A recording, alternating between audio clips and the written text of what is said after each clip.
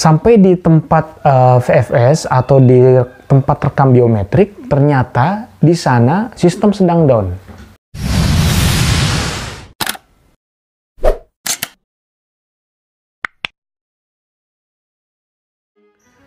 Bismillahirrahmanirrahim. Assalamualaikum warahmatullahi wabarakatuh. Jumpa kembali di channel Muksid Haitami. Saya doakan mudah-mudahan Bapak Ibu sahabat sekalian ada dalam keadaan sehat walafiat, murah rezeki, dimudahkan dalam segala urusan, diberikan kemudahan oleh Allah Subhanahu wa taala untuk melaksanakan ibadah umrah dan haji ke tanah suci sama orang yang dicintai. Baik Bapak Ibu sahabat sekalian, pada kesempatan video kali ini saya kembali ingin bercerita tentang pengalaman saya dalam mengurus jamaah. Kali ini saya mengurus jamaah yang berasal dari Singapura. Waktu itu saya punya jamaah, tepatnya guru saya sendiri, pimpinan Yayasan Pondok Pesantren Al-Asyriah Nurul Iman Parung Bogor. Beliau berencana berangkat umroh plus Aqsa. Waktu itu rencana berangkat sekitar 16 Maret 2019. Ada sekitar 7 jamaah ya, keluarganya beliau yang akan berangkat. Termasuk salah satunya adalah ibundanya yang berada di Singapura. Waktu itu masih diberlakukan PFS, Visa Facilitating Service, atau VFS Tashil atau biometrik, rekam biometrik mata, yang itu merupakan salah satu syarat untuk pengajuan visa umroh. Karena ibunda guru saya ini adalah tinggal di Singapura, jadi saya harus ke Singapura. Nah, singkat cerita, saya berangkat ke Singapura sekitar tanggal 22-23 Februari 2019.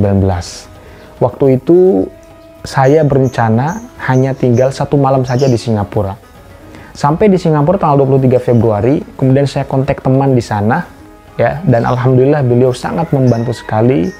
Beliau jemput saya di bandara Changi, kemudian antar saya ke rumah ibunda guru saya ini, kemudian antar ke sana kemari. Masya Allah, saya sangat berterima kasih sekali kepada teman saya ini, namanya Pak Musa. Mudah-mudahan kebaikannya dibalas oleh Allah Subhanahu wa taala. Lalu setelah itu saya berangkatlah ke tempat untuk rekam biometrik di Singapura tersebut, tidak jauh jaraknya dengan tempat tinggal ibunda guru saya ini. Nah, sampai di tempat VFS atau di tempat rekam biometrik, ternyata di sana sistem sedang down. Ya, jadi petugas bilang sudah 2 minggu sistem down. Padahal saya punya kesempatan hanya 1 hari, hari itu saja, tanggal 23. Nah, kemudian saya coba tunggu karena kata ibundanya guru saya ini, jamaah ini, tolong tunggu aja katanya gitu sampai siang gitu. Ternyata setelah sampai siang ditunggu itu sistem masih nggak bisa juga, masih down lah, artinya sistem dari Saudinya itu masih down, masih nggak bisa. Nah, kemudian setelah sore saya pamit pulang dan terpaksa tanggal 24-nya itu saya harus mengantar lagi ke tempat rekam biometrik itu, dan otomatis saya harus menambah hari di Singapura. Artinya saya harus perpanjang sampai tanggal 24 saya di Singapura, dan saya menginap lagi di Singapura ya, di tempat yang sangat-sangat luar biasa terbatas ya. Itu pengalaman saya nginep di hotel kapsul ya, jadi 1 orang masuk cuman buat 1 orang doang ya, tingginya cuman berapa meter, lebar berapa meter kurang lebih ya, dan bagi saya sih cukup ya untuk istirahat gitu. Nah, besokannya itu datang lagi ke tempat rekam biometrik, tapi sebelumnya ya pas tanggal 23-nya itu, sebelum pulang ke penginapan, si ibu ini ya, jamaah ini bilang ke saya, Ustadz, gitu, dia manggilnya Ustadz ke saya, tolong nanti sampai di penginapan atau di hotel, tolong baca surat Yasin dan baca Ya Arhamar Rahimin sebanyak-banyaknya ya. Nah, kemudian sampai di hotel, di situ saya baca Yasin dengan harapan mudah-mudahan besok tanggal 24 itu sistem sudah terbuka, sudah dibuka gitu ya. Nah, saya baca Yasin, kemudian saya baca sebanyak-banyaknya sebelum saya tidur. Ya Arhamar Rahimin, Ya Arhamar Rahimin, Ya Arhamar Rahimin, Ya Arhamar Rahimin. Terus saya baca, saya nggak ngitung sampai berapa kali. Intinya banyak sekali saya membaca itu dengan harapan besok sudah bisa lagi, sistemnya terbuka.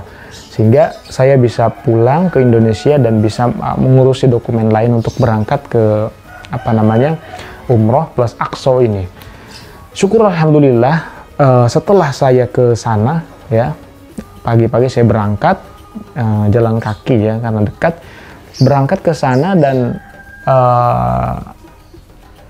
ibu ini saya bawa, ya, lalu sampai di tempat rekam biometrik dan alhamdulillah dapat antrian yang tidak panjang, ya, tidak terlalu banyak, dan tiba saatnya si ibu ini mendapat jadwal untuk rekam biometrik itu, ya, masuk dalam satu ruangan kemudian dipoto dan lain sebagainya, dan masya Allah alhamdulillah sistemnya sudah normal, sudah buka kembali, ya.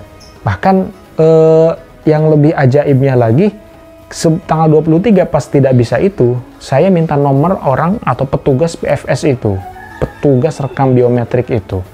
Saya bilang, Mas, Pak, kalau nanti sistem sudah bisa tolong kabari saya. Nah, sebelum pas malam-malam itu, pas saya membaca Yasin dan baca Ya Arhamar Rahimin itu ada telepon dari petugas PFS itu ke saya, WhatsApp, alhamdulillah sistem sudah bisa. Nah, masya Allah, di situ saya sangat senang sekali. Kenapa? Karena saya punya kesempatan untuk tinggal di Singapura waktu itu sehari, tanggal 24. Nah, kalau misalkan tanggal 24 tidak bisa, itu ya mungkin akan ada budget yang harus keluar untuk penginapan, untuk makan dan akomodasi lah dan lain sebagainya.